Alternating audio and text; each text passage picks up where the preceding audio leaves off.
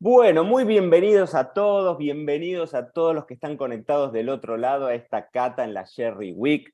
Muy bienvenidos, mi nombre es Mariano Braga, yo soy sommelier, me dedico a la comunicación del vino y hoy, junto a mi coequiper Belén, que ahora la vamos a presentar, está ahí del otro lado, vamos a llevar adelante una cata en la que nos vamos a divertir un montón, vamos a aprender, vamos a probar 4 vinos sumamente interesantes que nos van a contar un poco la diversidad espectacular que tenemos dentro del marco de Jerez. Vamos a probar un poco de todo. Belén, primero que nada te doy la bienvenida, Belén Roldán, del otro lado, la responsable de comunicación del Consejo.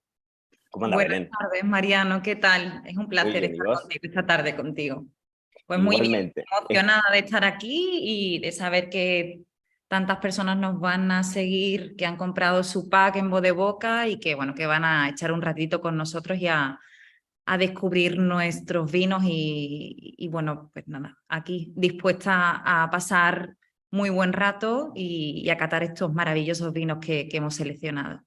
Absolutamente, por esto de que dice Belén es importante. Ustedes van a ver, hay un grupo grande de gente que compró sus vinos a través de Boca acá en España, en la península y en las Baleares también, pero además la cata la estamos retransmitiendo a través de Instagram, de YouTube y de Facebook, y ahí nos pueden dejar también sus consultas y demás. Ni Belén ni yo tenemos el acceso a las preguntas, pero tenemos un equipazo grande atrás que nos manda toda la información, así que si tienen alguna consulta específicamente sobre alguno de los vinos que vamos a catar, o si tienen ganas de charlar con nosotros, de hacernos alguna pregunta específica sobre el Jerez, que estamos en una semana espectacular rindiéndole homenaje con eventos que están dando vueltas por distintos lugares del mundo, así que una de las actividades era esta, y lo que vamos a intentar hacer con Belén, básicamente llevar adelante una cata sumamente relajada. Vamos a probar 4 vinos distintos.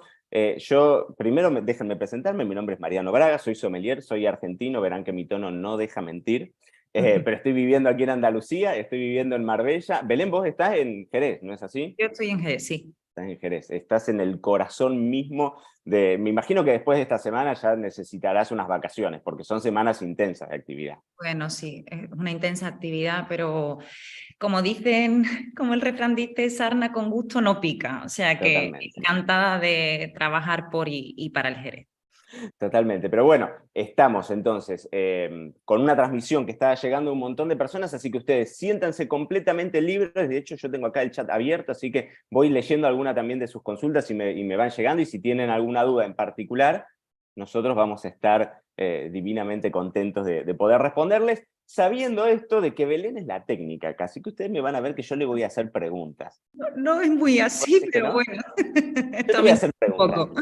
Yo te voy a hacer preguntas y juntos vamos a intentar darle vueltas a esto. Bueno, y como les contaba, vamos a probar 4 vinos. La idea de la selección que hicimos junto con Boca para esta cata era picotear un popurrí interesante de distintos estilos de jereces. Porque lo que sucede con el jerez es que es un mundo, si están al tanto de la Sherry Week y están viendo un poco todas las actividades que se están haciendo y demás, la realidad es que el mundo del Jerez es un mundo interminable, ¿no? Yo tengo una formación base como sommelier, y como sommelier siempre lo planteas como una de esas regiones ícono en el mundo porque tiene tanta diversidad y hay tantos estilos.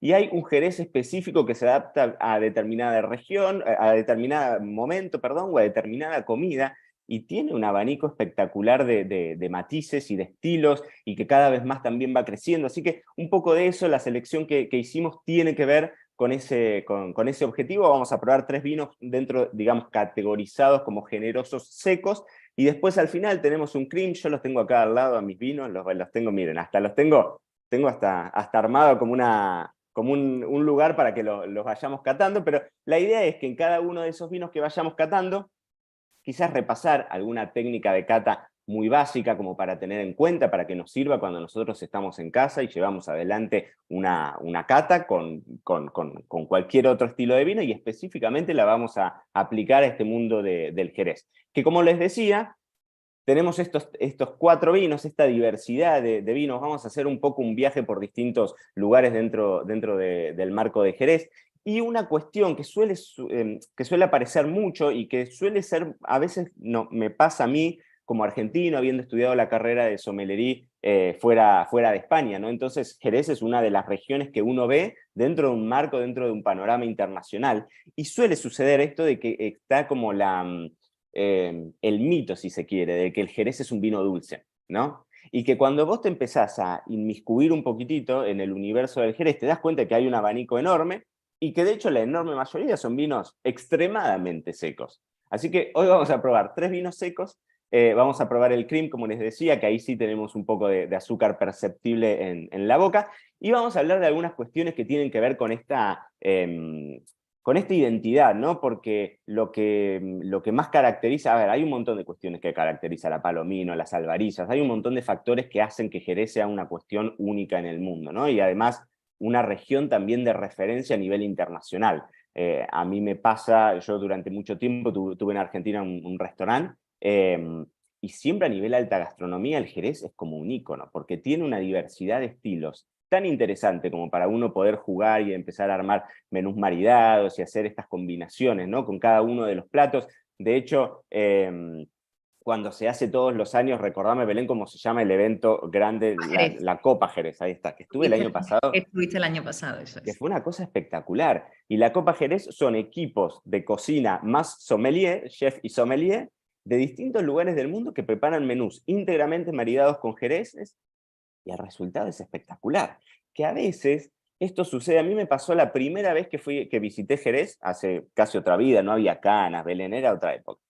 Pero en esa otra época me pasó que una de las primeras cosas que más me llamó la atención en Jerez era que el mismo jerezano usaba, o sea, consumía el Jerez en distintos momentos del día, para distintos platos, para distintos, no solamente como el aperitivo, como el postre, como un vino de meditación. O sea, la diversidad es tan grande que realmente tenés una versatilidad de productos que es difícil de encontrar en otros lugares. Entonces, así como les decía, por un lado el tema de las alvarillas y de la palomino y de esta cuestión, hay dos características quizás que me animo a decir que son como las que definen y que son el eje clave que hace que Jerez sea un ícono a nivel internacional. Una de esas cuestiones tiene que ver con la crianza biológica, ya hablaremos de ello, no es una cata específica de crianza biológica, pero el Jerez está atravesado por la crianza biológica, así que hablaremos de eso.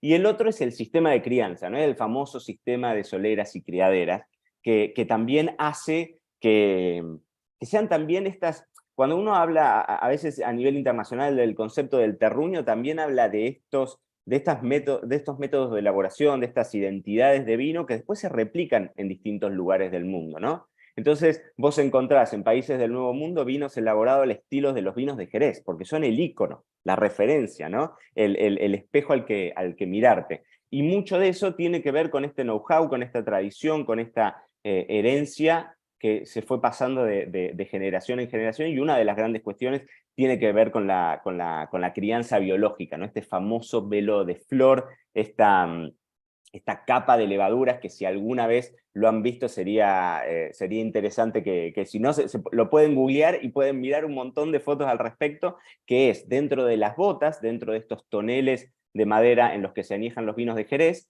en vez de llenarla completamente, llenas una parte y entonces se crea una capa de levaduras que impide la oxidación del vino.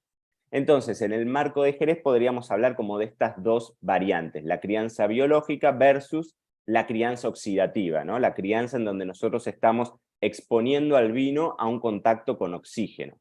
Que no quiere decir claramente, esto en el mundo de la sommelería siempre se plantea como algo que es entendible, que no quiere decir que una crianza biológica no tiene contacto con oxígeno, porque la levadura necesita oxígeno para vivir, por eso es que se deja ese espacio dentro de la barrica, claramente. Pero sí es cierto que esa capa de levaduras aísla al vino de la oxidación, y eso lo vamos a notar hoy en el primero de los vinos que vamos a probar, versus el segundo de los vinos, y ahí vamos a hacer como una comparativa interesante en el color, ¿no? En esto de cuando un vino está signado por la oxidación, controlada en el mejor de los sentidos, porque siempre cuando hablamos de oxígeno en el mundo del vino es como uno se agarra y dice, bueno, el oxígeno puede ser el peor enemigo y puede ser el mejor amigo del vino si es que uno lo sabe controlar, ¿no? Las famosas microoxigenaciones y demás. Bueno, con muchos de los vinos de Jerez, en donde podemos tener el oloroso como gran ejemplo del vino con una crianza oxidativa, pero hoy nosotros vamos a probar, por ejemplo, un palo cortado, y en donde vamos a combinar un poco, ¿no? Un poco de una crianza versus otro poco de otra crianza, y esas son cuestiones sumamente interesantes. Así que, Belén, si te parece, arrancamos a beber, arrancamos a catar, ¿te parece? Por supuesto. Bueno, el primero de los vinos que tenemos, los voy a dejar por aquí, y todos los que están del otro lado, no sé si se llega a ver porque la etiqueta ahí se quema un poco, pero es la Goya, que es una insignia de las manzanillas. Yo no me lo serví, mira, yo te estoy viendo ahí con tu copa y yo no me lo serví. Yo ya hice los deberes, yo me he servido No, el vino. admito de cualquier forma que ya los estuve testeando para asegurarme de que estaba todo bajo control, ¿no? Pero bueno, una de las cosas que les decía, fíjense la tonalidad del vino, ¿no? Este es un vino que tiene 100% crianza biológica, no tiene una crianza oxidativa, es decir, no vamos a ver una evolución en el color, no vamos a ver un color más tirando a los caoba o a los ocres o colores más oxidados, sino que lo vamos a encontrar, si esto no lo olemos y no lo probamos, es muy probable que lo veamos como un vino blanco tradicional, cualquier otro que conseguimos en el mercado, ¿no? ¿Por qué? Porque acá hubo una protección de esta capa de levaduras, digamos, del oxígeno. Entonces tenemos un vino que está básicamente sin esos vestigios que sí muy probablemente vayamos a encontrar en el otro. Y la manzanilla es un tema muy interesante porque la manzanilla, así como los finos, digamos, son como los grandes íconos de los jereces a nivel internacional, ¿no? La manzanilla es específicamente, hoy es una denominación de origen, pero en algún momento la denominación de origen era Manzanilla-Sanlúcar de Barrameda. Era así, ¿no, Belén? De hecho, sigue siendo. Es Ah, denominación de origen Manzanilla barra Sanlúcar de Barrameda. perfecto. Y es que es imposible, digamos, disociar un lugar del otro, porque la manzanilla necesariamente tiene que hacerse en Sanlúcar de Barrameda. Entonces, Efectivamente. los que están del otro lado, si tienen un celular a mano, agarren un celular y pongan, googleen Sanlúcar de Barrameda, si no se ubican mucho en el mapa. Y cuando lo googlean y se meten ahí en el Google Maps, van a ver que Sanlúcar está sobre el mar. Tiene una influencia atlántica que Jerez no tiene al estar un poco más metido dentro del continente, dentro de la península. Y este pequeño detalle, que parecería una cosa así como minúscula, termina siendo una de las grandes claves que define el concepto del terroir y la gran diferencia que encontramos entre un fino y una manzanilla. La verdad es que técnicamente un fino y una manzanilla se elaboran de formas iguales. La diferencia viene en el terruño, viene en esta zona. Y Sanlúcar, al estar más próximo al Atlántico, al tener un clima un poquitito más templado y obviamente una humedad mucho más marcada, está en la desembocadura de Guadalquivir, que es el ícono del río jerezano. Eso condiciona que las variables climáticas que tengas, y sobre todo en bodega, definan al vino. Y lo definen de una forma espectacular. Yo me acuerdo en mi primera visita a Sanlúcar, que uno los estudiaba esto, y la gran referencia eran las características organolépticas de un fino y una manzanilla, y la manzanilla tenía una nota levemente salada, ¿no? Esta cuestión de la impronta marítima. Y uno dice, ¿será así? Y la realidad es que si alguna vez tienen la posibilidad de hacer ese ejercicio de comprar un fino y una manzanilla, descorcharlos al unísono, probarlo uno al lado del otro, compararlos, la diferencia, la salinidad que aparece en las manzanillas es espectacular. Y eso viene condicionado pura y exclusivamente por la región, ¿no? De hecho, esta manzanilla, como les digo, de la bodega del Delgado Zulueta, bien digo, es una de las manzanillas más antiguas que hay en la historia, digamos, de Jerez. Es de 18, a principios 1816 o 1818. Es súper, digamos, es de las pioneras, y es un ícono, y esto es interesante a veces plantearlo porque es un ícono cuando a uno como sommelier también le toca o participar de concursos y demás, y poner el ícono, ¿no? La referencia, decir, bueno, tengo que probar un fino que sea el fino más representativo. Bueno, quizás con la Goya sucede eso a nivel manzanilla, ¿no? De hecho, perdóname, Sí, Mariano, sí. que te corte, pero nos preguntan que de dónde procede el nombre de esta manzanilla que, como bien has dicho, es una de las más antiguas de Sanlúcar. ¿Y de dónde procede? Por la pregunta me ayudás. Bueno, a ver, esta manzanilla, la Goya, es una, como hemos dicho, es una de las más antiguas de Sanlúcar. De hecho, en el pasado 2018 cumplió un siglo. es uno de los buques insignia de Bodegas Delgado Zuleta, el emblema de la casa. Su nombre se remonta, creo recordar, a principios del 1900, creo que es 1918. De hecho, cuando la famosa cupletista y bailaora de la época, Aurora. Aurora Mañanos Exacto. Jofré, más conocida como La Goya, permite a la bodega, permite a la casa bodeguera que use su nombre artístico como marca de esta manzanilla. Claro, claro. Sí, sí, y terminó transformándose en un ícono, vuelvo a lo mismo, ¿no? En un ícono, Efectivamente. en un ícono de la región.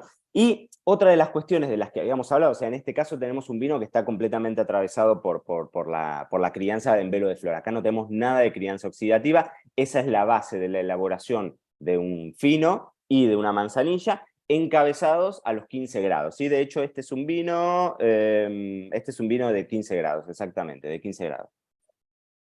Y otra de las cuestiones que les decía, y que acá está, acá sí, Belén, voy a pedir tu aporte, porque en Sanlúcar se le llama sistema de clases, ¿no? Al sistema de soleras y criaderas. A ver, bueno, esto es un tema, sí, estamos hablando exactamente del mismo sistema, es el mismo sistema dinámico de criaderas y soleras. Lo que pasa que en Sanlúcar, pues podríamos decir que tienen algunos términos, bueno, términos algo distintos en bodega. O sea, podemos hablar de una jerga jerezana y de una jerga sanluqueña. El sistema de clases es básicamente el sistema de criaderas. O sea, podemos decir que una criadera es exactamente igual a una clase, ¿vale? Una clase para un bodeguero sanluqueño es igual que una criadera para cualquier otro bodeguero del marco. O sea, esa sería la traducción. Al igual que en Jerez utilizamos, por ejemplo, la venencia para sacar el vino de las botas, en Sanlúcar utilizan la caña, que es de madera, nosotros venenciamos y ellos cañean. Pero básicamente es el mismo funcionamiento, digamos. Efectivamente. Claro, totalmente. Bueno, y esto es interesante porque el sistema de soleras y criaderas es un sistema que lo que te permite es mantener un estilo estable y también jugar un poco con el estilo definitivo que va a tener el vino, ¿no? El sistema de soleras... Perdón, Belén, que te corté. Decía, perdona, Ok. sí. Son sistemas dinámicos, se les llaman, ¿no? En el hecho de que la crianza, vos lo que haces es se le llama la solera, que es como, imaginémonos en una, ya en las bodegas en la práctica no están así, pero imaginémonos en una situación ideal en donde nosotros tenemos líneas de botas, ¿no? De botas jerezanas, que son estos toneles un poco más grandes que las tradicionales barricas bordelesas de 225 litros. Entonces tenemos las que están cerca del suelo, la solera, y las criaderas, que son distintos niveles, primera, segunda, tercera, cuarta criadera, ¿no? Siempre vamos a sacar el vino de la solera, de la capa de abajo. Vamos a sacar, esas sacas varían de acuerdo a la bodega, de acuerdo al estilo, de acuerdo a la legislación, de acuerdo al año, ¿no? Pero supónganse que podemos hacer, no sé, sacas de un cuarto de vino cada año, ¿no? Entonces, lo que voy a hacer yo es sacar vino de la solera, este va a ser el vino que vamos a embotellar, y a la solera la voy a rellenar con vino de la criadera superior, de la primera criadera superior, y a esta con la anterior, y a esta con la anterior, y luego vamos a llenarlo con el vino del año. Entonces, el resultado es que tenemos un vino sumamente estable a lo largo del tiempo, porque en definitiva tenemos vinos, por ejemplo, esta Goya tiene 7 años de crianza en este sistema de soleras y criaderas, ¿no? Entonces, lo que vos te permite es que más allá de las diferencias que podés tener entre una vendimia y la otra vendimia, vas a tener un estilo uniforme, que sigue un perfil, ¿no? Que sigue una identidad, que a veces es tan difícil en otras regiones, y con el sistema dinámico lo que estás asegurándote es que haya como una suerte de hilo conductor, ¿no? A lo largo de las añadas. Y entonces nosotros lo que vamos a hacer es embotellar esas sacas de las soleras y ir, digamos, renovando el vino a través rellenando. exactamente, de ese sistema dinámico, que es un ícono, y que vuelvo a decir lo mismo, que terminan siendo formatos que se ven a nivel internacional, ¿no? En este caso entonces tenemos, la Goya es una manzanilla 100% palomino, que como les digo, o sea, a nivel color siempre vamos a ver esta cuestión sumamente, digamos, de color, de un color amarillo pajizo, más allá de que tiene sus 7 años de crianza, pero es un color sumamente vibrante, no vamos a ver acá vestigios de oxidación ni mucho menos, y la gran característica de la manzanilla, así como les decía, esa boca algo salada, son los acetaldehídos, estas notas de las manzanas, estas notas a veces un poco ácidas como del pan, ¿no? Del pan, del fermento, de la masa madre, si a alguien le gusta cocinar, hacer pizzas y se llevan bien con esa idea. Acá nos están preguntando qué significa en rama. Bueno, ahora los vamos a contar, porque el segundo de los vinos es en rama, así que ahí le vamos a contar específicamente de qué se trata, ¿no? Pero en general, en lo que vamos a buscar tanto en finos como en manzanillas, es esta nota fresca en donde prevalece la fruta, la manzana. Obviamente que vamos a tener la parte de la levadura, porque esa crianza biológica deja su impronta, sin lugar a dudas, está ahí muy marcada. Y en la boca tendría que aparecer esa cosa salina. Así que yo lo voy a probar. Belén, ¿vos ya lo probaste? Sí, no, te Vamos a espero. probarlo juntos, a ver qué pasa con esto.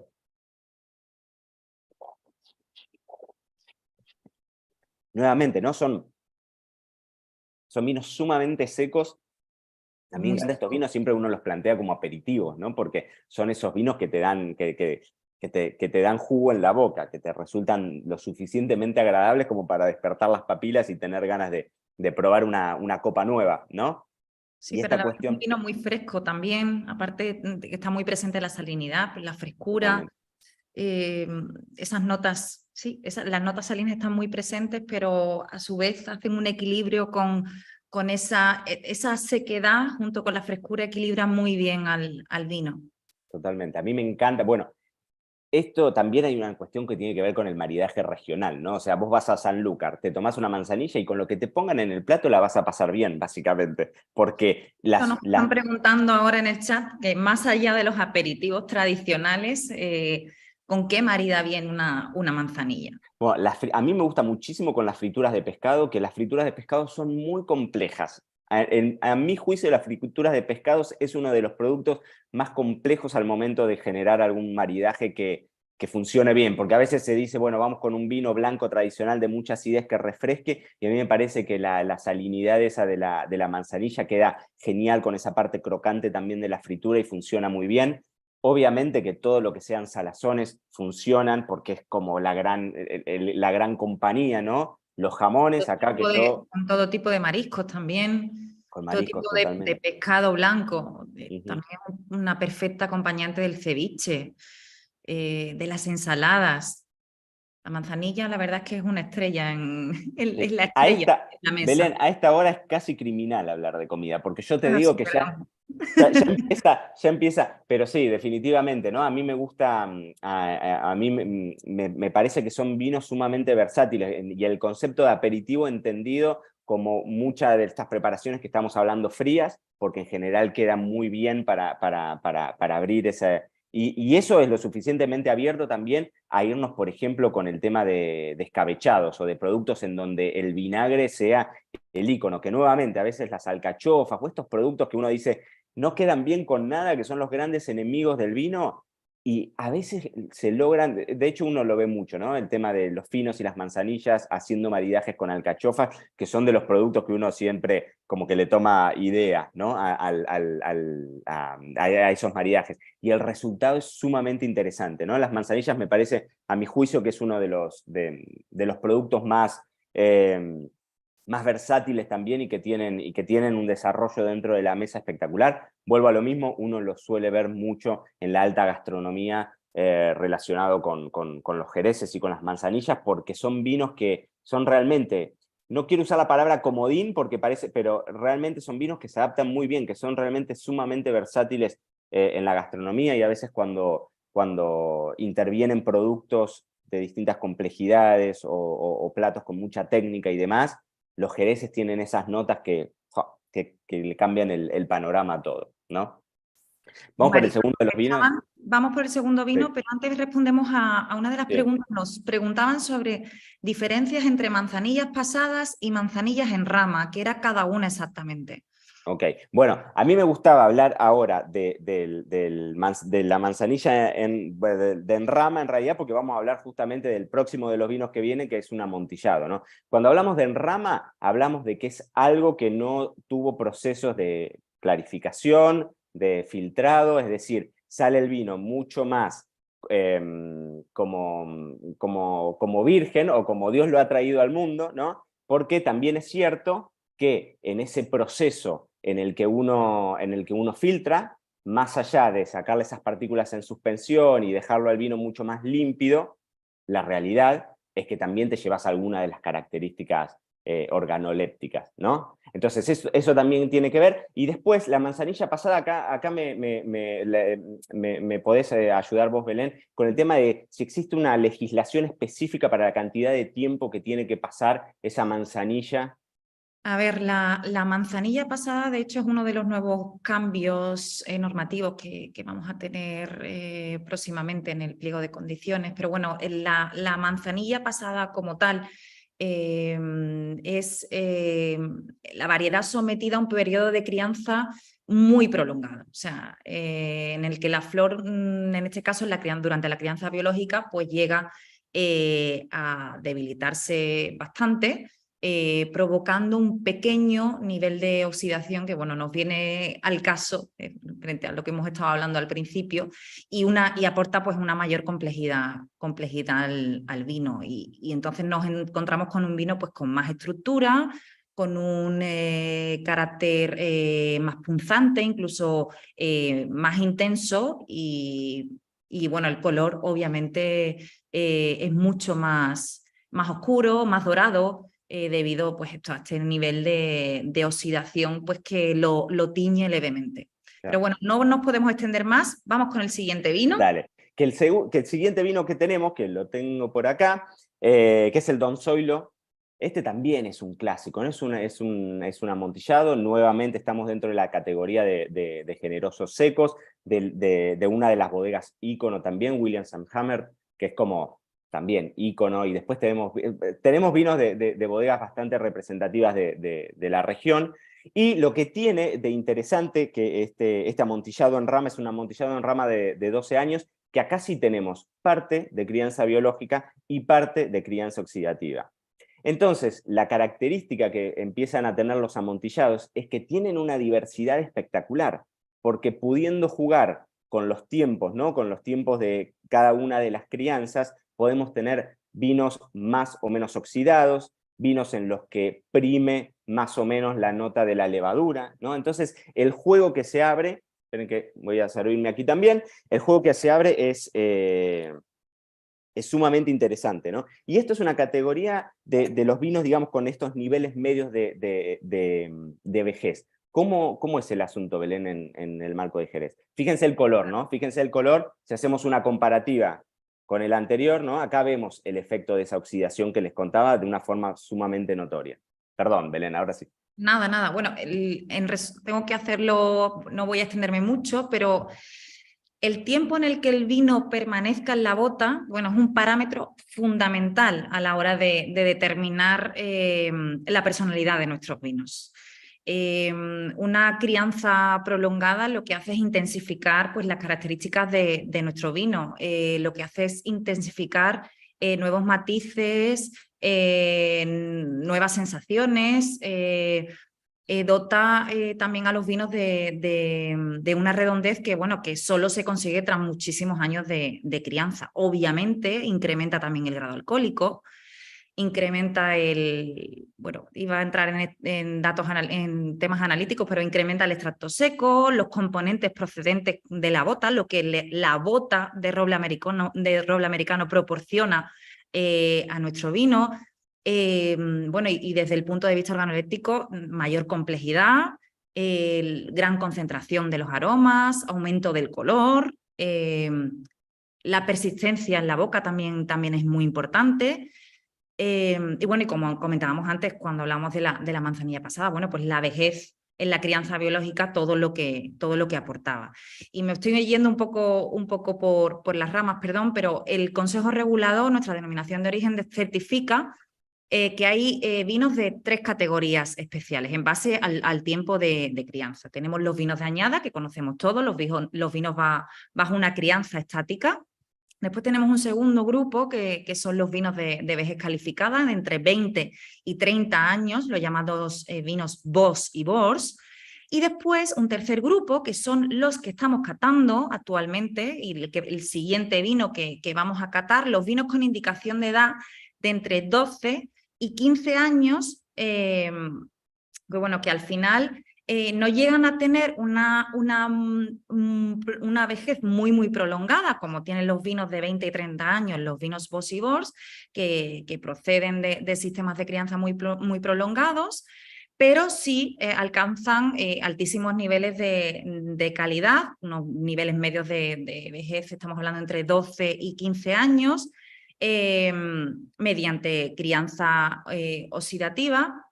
Y lo que pasa con este vino es que frente al rígido sistema de calificación saca-saca, en este caso la certificación por nuestra parte, por parte del Consejo Regulador, como vino de 12 o 15 años, se realiza para la totalidad del sistema de criaderas y soleras del que procede el vino. O sea, de esa manera, en resumidas cuentas, las bodegas pueden gozar de una mayor flexibilidad en las sacas a la hora de realizar este tipo de vinos.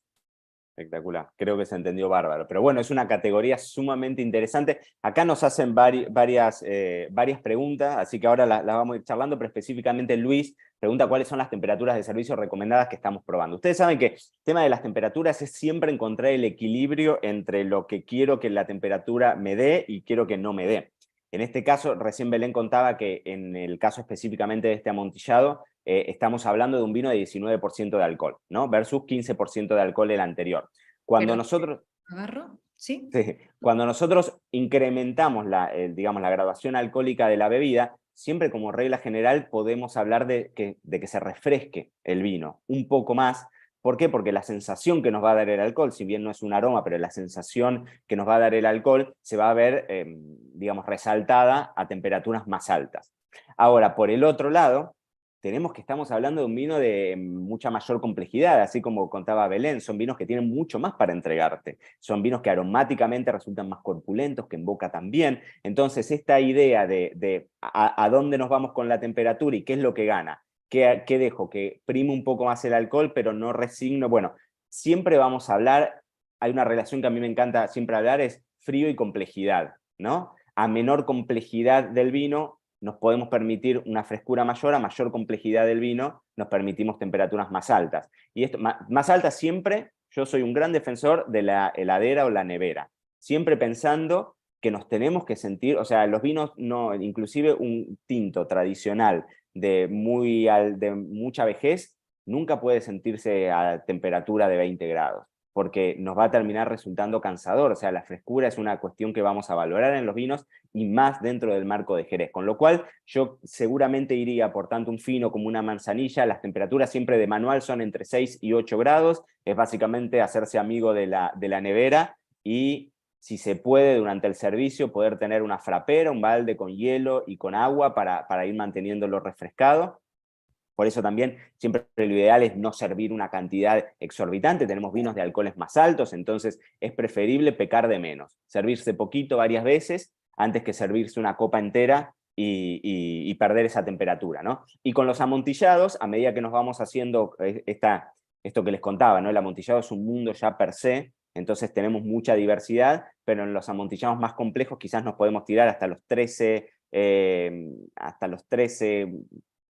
no sé si 14, pero hasta los 13 nos podemos tirar un poquito, y si no, nuevamente, 8, 9, 10 para los amontillados más frescos. Pero es algo tan específico que, como regla genérica, es los jereces, hagámonos amigos de la nevera, tomemos los refrescados, vayamos viendo nosotros también en el momento del servicio qué es lo que qué es lo que más nos gusta, con qué nos sentimos más confortables, ¿no? Siempre piensen también que, por el otro lado, cuanto más frío lo vamos a tomar, menos expresivo va a ser ese vino, entonces vamos a perder cosas también. Entonces vuelvo a lo mismo, es la delgada línea, pero clave, porque la temperatura te cambia la apreciación de un vino de forma determinante.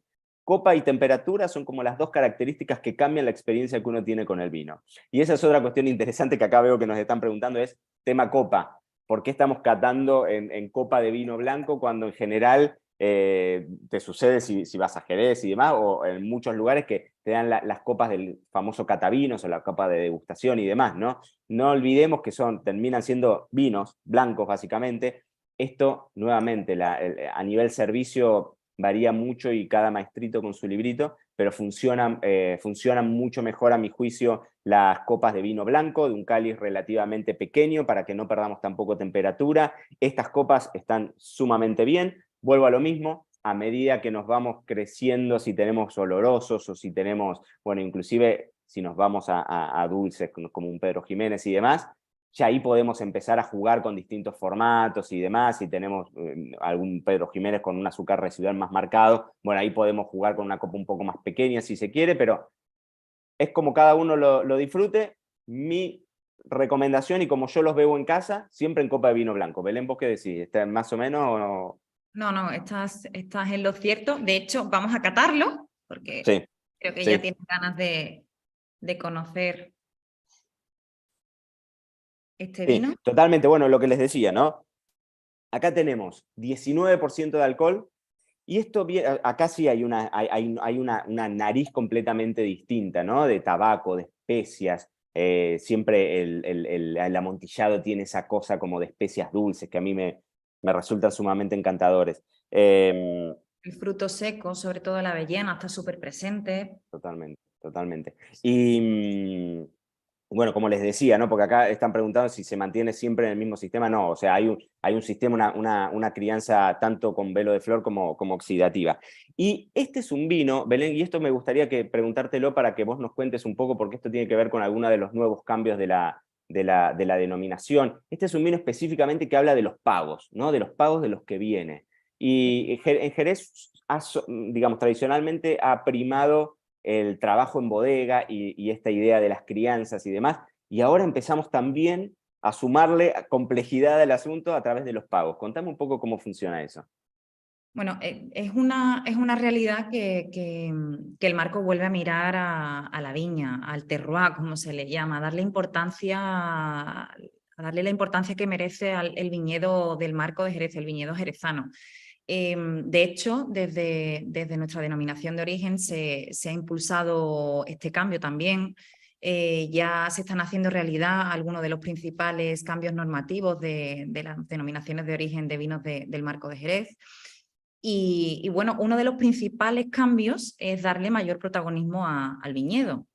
Por ejemplo, algunos de estos cambios que se van a hacer realidad son que todos los pagos de la denominación de origen podrán aparecer reflejados en el etiquetado, que se van a usar otra serie de variedades autóctonas, de variedades prefiloséricas, y bueno, que la clasificación de los viñedos como Jerez superior, que hasta ahora estaba limitado a los viñedos situados en Jerez, el Puerto y Sanlúcar y Trebujena, pues responderá exclusivamente a criterios técnicos con independencia de si la viña está situada en esos municipios o en cualquier otro dentro de la denominación de origen. O sea, unas modificaciones que han sido fruto, obviamente, de un amplio consenso y que, bueno, que estamos seguros de que van a impulsar a nuestro sector y que, por supuesto, pues van a crear un futuro mucho mejor para nuestros vinos. No, y además que es algo interesantísimo, si alguna vez, si los que están viendo y escuchando del otro lado no han ido nunca a Jerez, alguna vez en su vida lo deben hacer, porque la realidad es que también cuando uno tiene la posibilidad de ir, visitar, estar in situ, ver esas viñas, ¿no? Hay diferencias que son muy notorias entre pago y pago, y eso tiene un impacto directo en el estilo del vino. Entonces, poder empezar a aislar de alguna forma, vinificar por separado, ir viendo cómo se comporta cada uno y demás, es un camino que ya el Jerez es complejo, porque tiene un mundo interminable. Tiene un mundo interminable, pero definitivamente va a abrir un nuevo estilo, ¿no? Una nueva era también para los vinos de Jerez. Vamos con el tercero de los vinos, si te parece.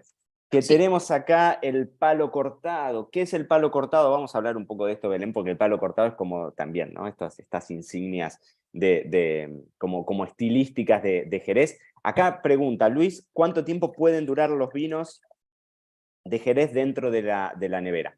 Esto, a ver, siempre heladera, siempre nevera, siempre hacerse amigo del frío para ralentizar ese proceso de envejecimiento, ¿no? Piensen ustedes, y este es un tip interesante, cuando tenemos este estilo de vinos, que tienen el corcho, esto quiere decir que es un vino que lo podemos guardar en la heladera y va a estar bien, un par de semanas cómodo, y después, a medida que va creciendo la complejidad, que va creciendo la graduación alcohólica, acá, por ejemplo, tenemos un palo cortado de 20% de alcohol. Antes tuvimos uno de 19, antes tuvimos una manzanilla de 15, ¿no? También el alcohol, como antiséptico natural, funciona dándole más o menos longevidad. Entonces, esto también es muy interesante porque hoy más que nunca se está hablando de cómo parte del espíritu de ese vino termina siendo su evolución y ver ese camino, ¿no? Siempre dentro de la evolución hasta que llega un pico en donde evidentemente esa oxidación descontrolada, ese acceso a la, digamos, incontrolado al oxígeno, lo va a terminar oxidando, acetificando, lo va a terminar transformando en un acheto. Pero depende mucho el estilo, seguramente en los vinos más simples, ya a partir de las 2-3 semanas es probable que empecemos a ver que se pierda algo de alguna de las características y se vayan ganando otras. Quizás en los que son un poco más complejos, un mes. Yo mucho más de un mes no soy un gran recomendador de, No. pero...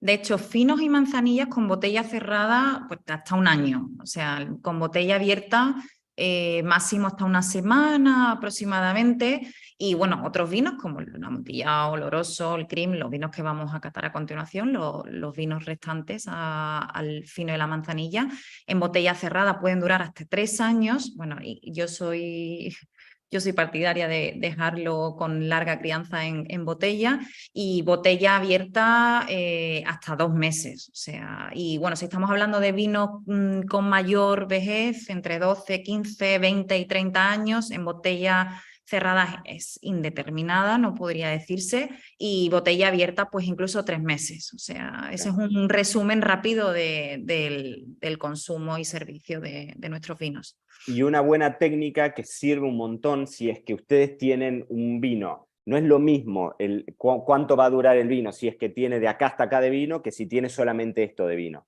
Entonces, una buena técnica puede ser que lo trasvasen a una botella un poco más pequeña, en donde nos aseguremos de que tengamos menos contenido de aire, y entonces eso va a prolongar quizás un poquitito más, sobre todo en un fino o en una manzanilla, al menos en mi caso puntual, e inclusive lo he visto en muchos restaurantes haciendo un servicio de vino por copa muy, muy cuidado, trasvasando cuando queda poco contenido dentro de la botella, una botella más pequeña, quizás podemos extenderlo un poquitito más y ahí están quizás los 3, 4, 5 días de diferencia. También es parte de esa evolución, ¿no? Es parte de esa cuestión. Bueno, vamos entonces... Vamos a centrarnos que nos quedan 15 minutos y nos quedan todavía 2 vinos. Venga, vamos. Belén, vos me haces hablar y yo hablo. ¿Viste Yo cómo soy es la así? culpable, pero también tengo que conducir, así que venga, Así me vamos gusta. al siguiente, vamos por el palo cortado. Tenemos un Venga, palo cuenta. cortado acá de González Vías, el Leonor. González Vías es un ícono. Es un ícono por su tío Pepe, seguramente el fino más famoso del mundo, es una marca que ha roto fronteras en todos lados. Y acá lo que tenemos es un palo cortado. Y el palo cortado es ese vino, siempre se habla del misterio del palo cortado, pero el palo cortado es ese vino complicado de explicar. Así que Belén, yo te voy a pasar así a vos. Te paso la obligatoriedad de que me lo expliques A en pocas ver, palabras. no sé si puedo explicar esto en pocas palabras, pero bueno, voy a intentar ser muy breve. A ver, como están viendo, el palo cortado es un vino, bueno, es un vino de crianza completamente oxidativa, que si por algo se caracteriza es por la finura y la elegancia que tiene en nariz. De hecho, es muy parecido, no sé si han podido comprobar, al amontillado que hemos catado previamente, por su estructura, por su potencia. Pero sí es verdad que si lo echan en boca, A nivel coloración, este es un lindo ejercicio, Belén, para que hagan todos los que tienen, si lo tienen en dos copas distintas, a nivel coloración, fíjense que son son muy, difíciles inclusive totalmente de distinguir, son muy ¿no? similares. Y el juego es meterle nariz a una y a la otra, hacer la Efectivamente, comparativa.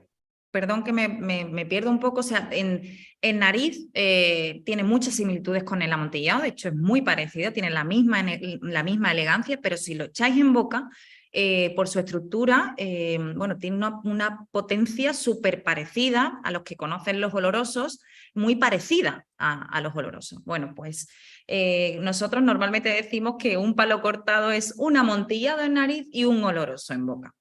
Y voy a explicar un poco, a ver, la elaboración y crianza del palo cortado, siempre ha habido un halo de misterio alrededor de este vino, porque bueno, pues los palos cortados históricamente podíamos decir que sucedían en la bodega, pues sucedían en las fermentaciones del vino, se producían en diferentes botas, pues durante las clasificaciones que hacían los capataces o los enólogos, de repente afloraban unas diferencias pues muy grandes de una bota a otra, bien por circunstancias de la bodega, bien por la temperatura, por la humedad o bien por la precisión con la que se había llevado a cabo el encabezado, es decir, la fortificación, el añadir el alcohol a la sobretabla, porque no podemos dejar de decir que esto es un vino de crianza completamente oxidativa, lo que pasa es que su vino base, su sobretabla, procede de ese mismo mosto fino y elegante que ese mosto de primera yema que se dedica a los finos y a las manzanillas, de ahí su elegancia. Y bueno, sucedía que tras una primera clasificación del capatajo del enólogo en cuestión, una primera clasificación de las botas, pues notaba que esa Había bota algo que iba distinto. conducida, que iba para Claro. fino, de repente pues no sabía qué le pasaba, pero se había como oxidado un poco e incluso parecía que tenía una crianza oxidativa. Entonces, bueno, normalmente, no sé si saben que nosotros en bodega marcamos las botas con unas señales, con unos signos. En este caso, los finos iban con una raya. Bueno, pues supuestamente este vino iba para un fino con una raya. El capatajo del enólogo, cuando veía que de repente este vino no iba conducido, no tenía ese camino de fino, directamente cortaba ese palo. De ahí su nombre de palo cortado. Eso, el capataz cortaba, el enólogo cortaba inmediatamente con la tiza el palo y daba paso a un palo cortado.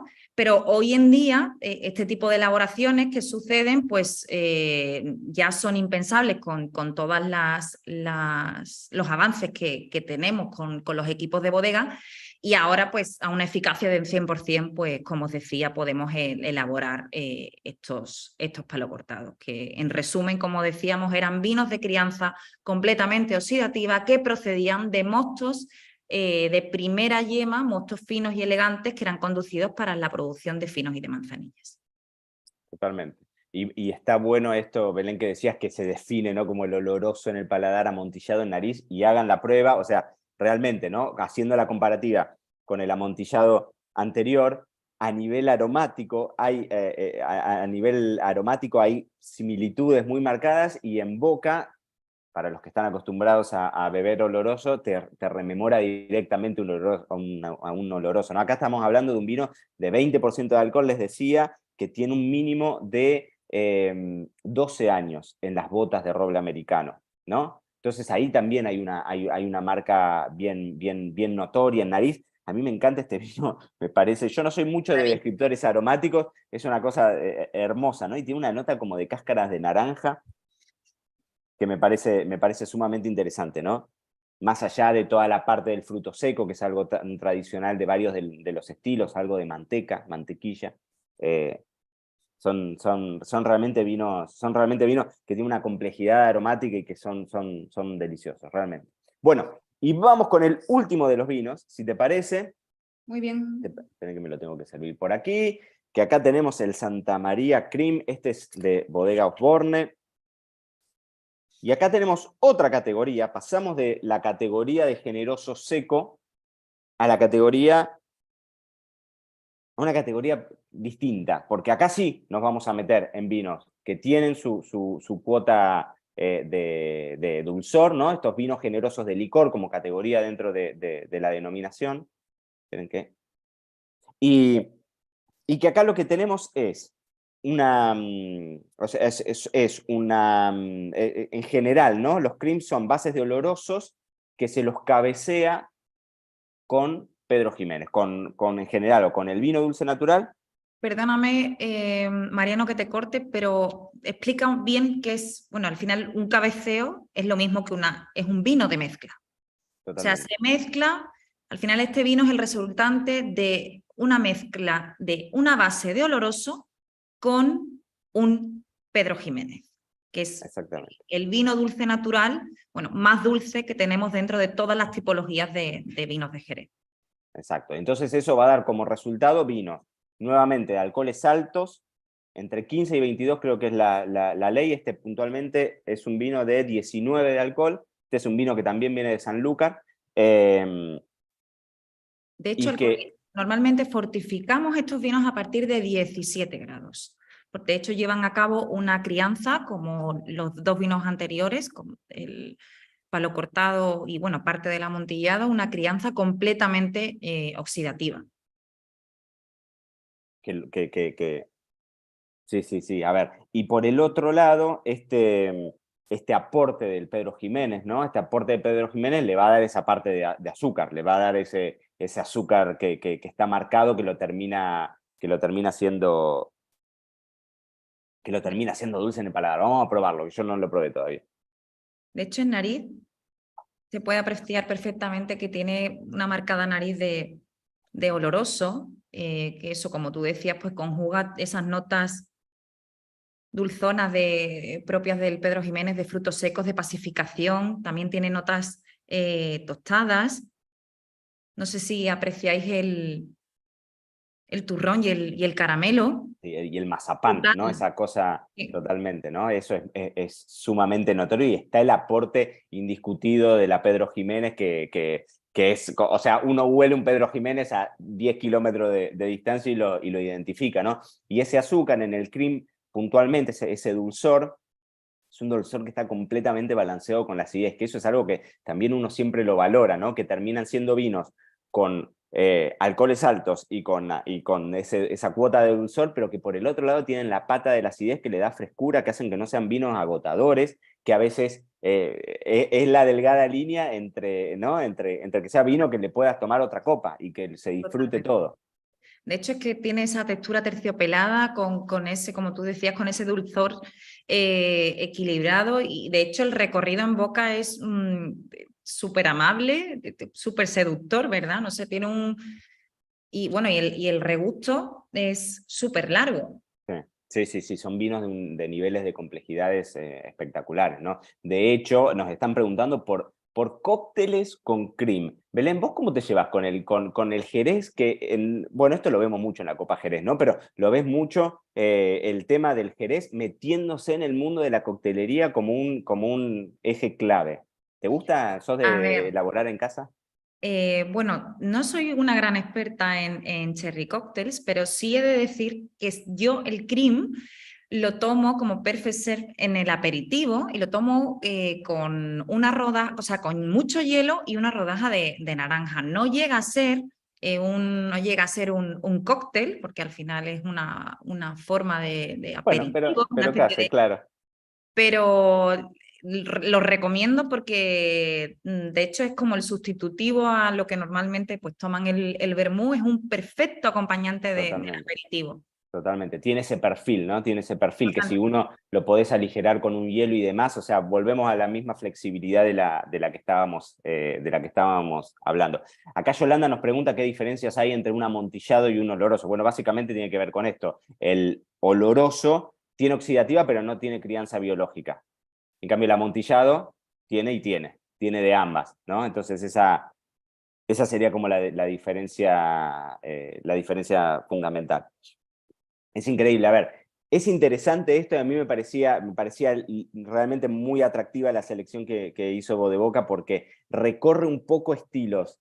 sumamente amplios de jereces en estilos de vino que tampoco son prohibitivos a nivel económico, y eso es algo que a mí siempre me gusta destacar, ¿no? Que funcionan bien, que uno lo puede consumir en la mesa diaria. Volvemos a sacarnos la idea esa de que el Jerez no es solamente un vino dulce, ni mucho menos, y que dentro del mundo de Jerez, más allá de todas las nuevas normativas, y que se va a hacer seguramente un mundo todavía más amplio, la diversidad es fenomenal y siempre hay algún Jerez que te va a gustar. Eso me parece Hay un Jerez para cada paladar. totalmente. Y no solo para cada paladar, sino como tú introducías al principio, para cada momento de consumo, para cada momento de disfrute.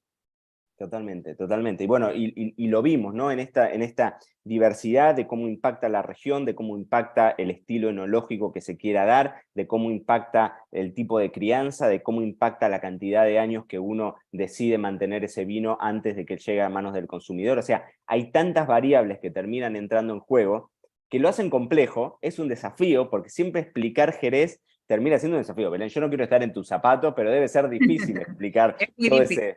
es muy difícil porque, como tú decías, bueno, tenemos una gama súper amplia, los vinos desde los más secos hasta los más dulces, desde los más pálidos hasta los más oscuros, o sea, pero eso te da muchísimas razones pues, para comunicarlo y para dar eso, para comunicar lo especiales que son y por qué son únicos en el mundo. Y de hecho, es que este último vino que estamos catando es un claro ejemplo de ello, porque cuando han preguntado por el tema de cócteles, yo hablaba de que era un vino súper especial para el aperitivo, que a modo cóctel, servido con hielo y con una rodaja de naranja, pero es que también es un perfecto vino de sobremesa, o de sea, sobremesa.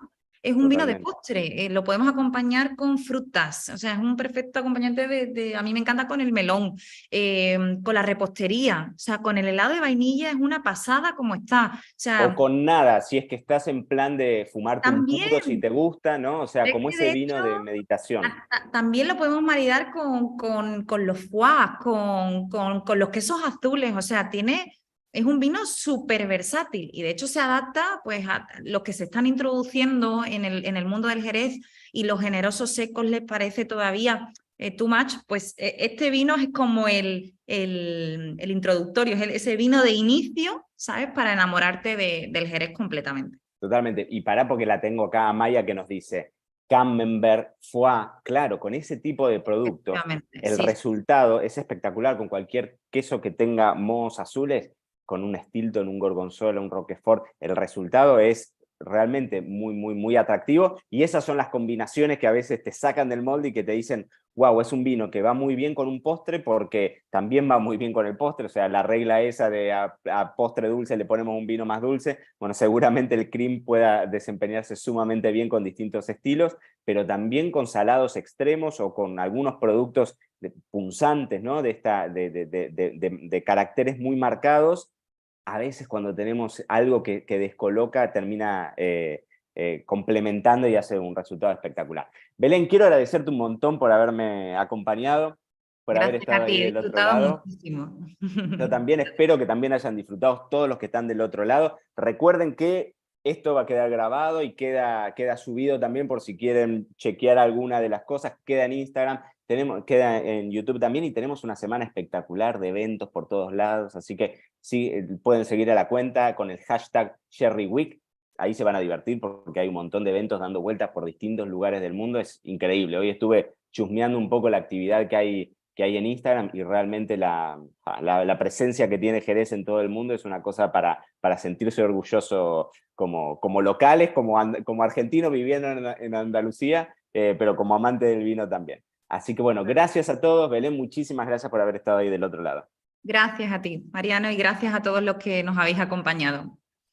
Adiós Feliz a todos. tarde. Adiós.